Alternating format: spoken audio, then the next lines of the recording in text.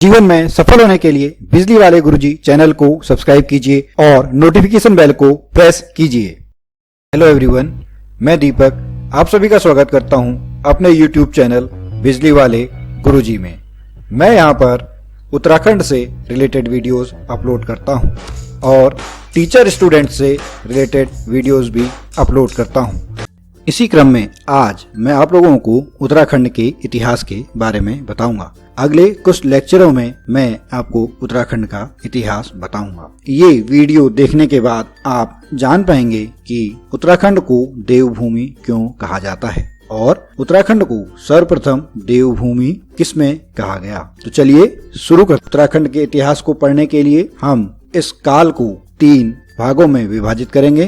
पहला प्रागैतिहासिक काल, प्री हिस्टोरिक एरा, आद्य ऐतिहासिक काल, प्रोटो हिस्टोरिक एज और ऐतिहासिक काल हिस्टोरिक एज। उत्तराखंड के बारे में जानने से पहले हम इन इतिहास कालों के बारे में पढ़ लेते हैं। प्रागैतिहासिक काल कहा जाता है मानव इतिहास के प्रारंभ से लगभग 3000 ईसा पूर्व तक के काल को प्रागैतिहासिक काल कहा जाता है। इस काल की जानकारी के लिए हमें सारे पुरातात्विक साक्ष्य मिले हैं और इस काल को पाषाण काल के नाम से भी जाना जाता है।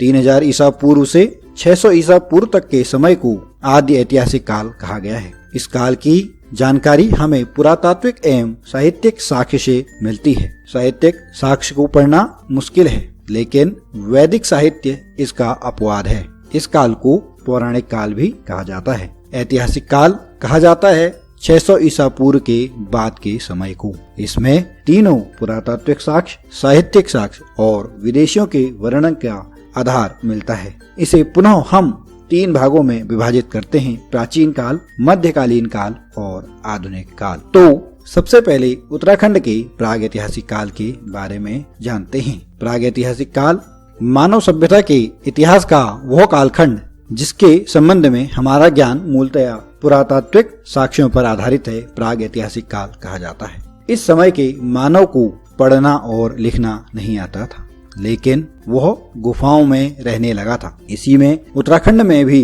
पुरातात्विक साक्ष्य मिलते हैं, जिसमें पत्थर के उपकरण, गुफा, शैलचित्र, कंकाल, मृतभांड मिलते हैं। मृतभांड का मतलब होता है मिट्टी के बने हुए बर्तन। अब मैं आपको कुछ गुफाओं के बारे में बताऊंगा जो उत्तराखंड में मिली है। इसमें सबसे प्रमुख है लाखू ओडियार। पहाड़ी भाषा में ओडियार को गुफा भी कहा जाता है। लाखू ओडियार अल्मोड़ा जिले के बांडीछिना के पास दलबैंड में है। इसे 1963 में खोजा गया।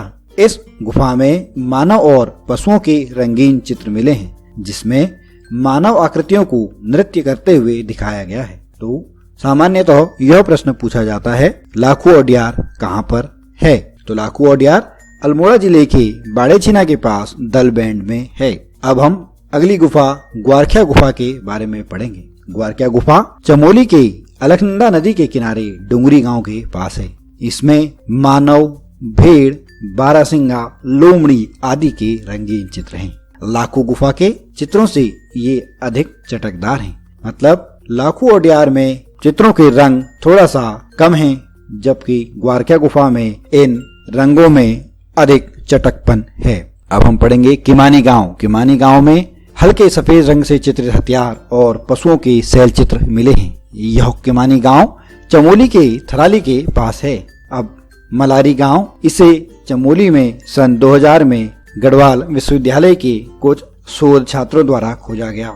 यहाँ पर नर कंकाल और 52 किलो का सोने का एक मुखावरण मिला है। विद्वानों के अनुसार यह नरकंकाल और मिट्टी के बर्तन ईसा के 2000 वर्ष पूर्व से 6ठी शताब्दी ईसा पूर्व तक हो सकते हैं और ये बर्तन पाकिस्तान की स्वात घाटी के शिल्प के समान हैं। अब मैं आपको संक्षेप में अन्य समस्त पुरातात्विक साक्ष्य के बारे में बताऊंगा। जैसे लुएथाप अल्मोड़ा जिले में है, जहाँ मानव को शिकार करते हुए दिखाया गया है। हुडली उत्तरकाशी में है, जिसमें शैल चित्रों में नीले रंग का प्रयोग हुआ है। पेटसाल अल्मोड़ा में है, जहाँ पे नृत्य करते हुए मानव की आकृति मिली है। फलसीमा अल्मोड़ा में है, जिसमें योग और नृत्य वाली मानव आकृतियां मिली हैं। रामगंगा घाटी में पाषाणकालीन सौगार और कप मार्क्स मिले हैं।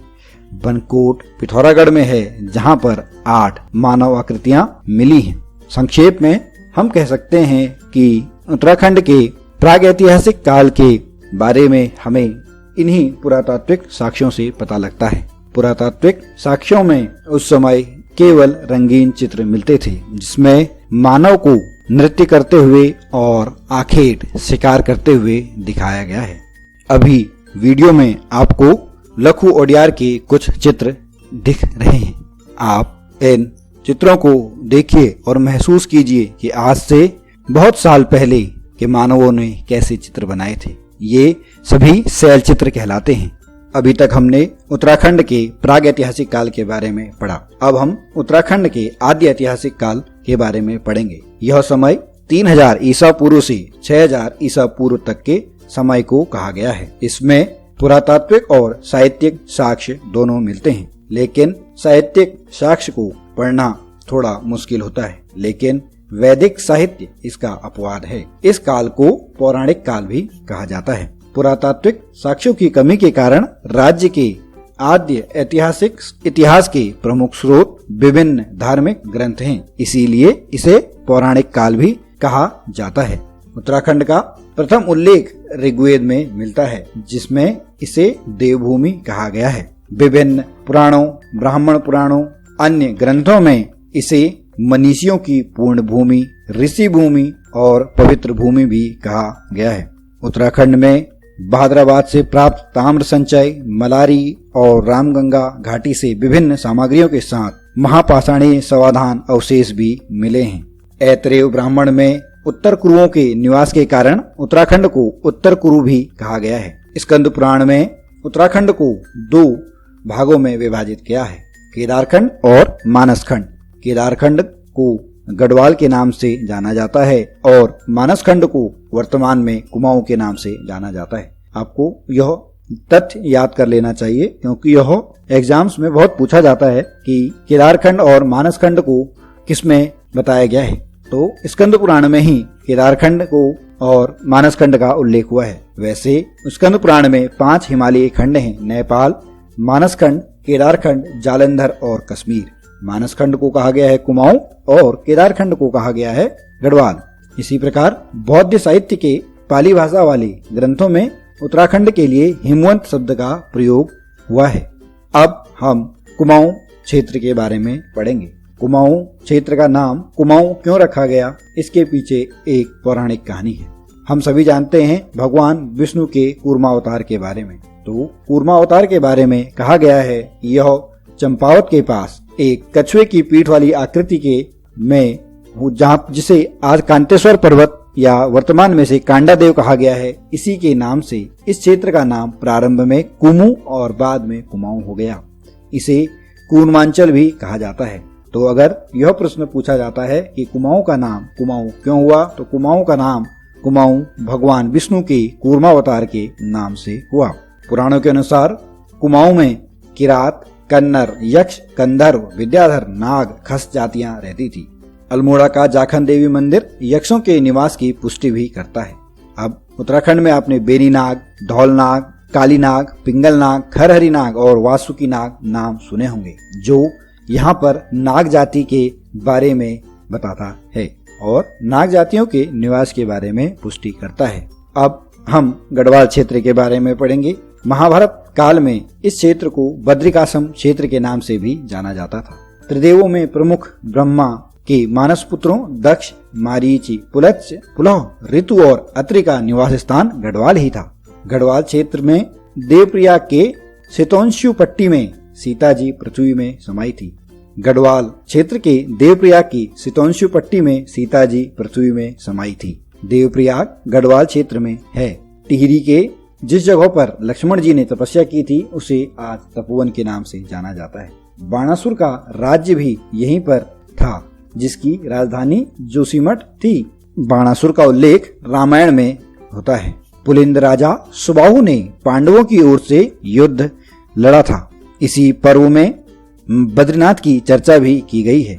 महाभारत के वन पर्व में लोमस ऋषि के साथ पांडवों के इस क्षेत्र में आने का उल्लेख भी हुआ है। यह मान्यता है कि कुंती व द्रौपदी सहित पांडव यहीं से स्वर्गलोक गए थे।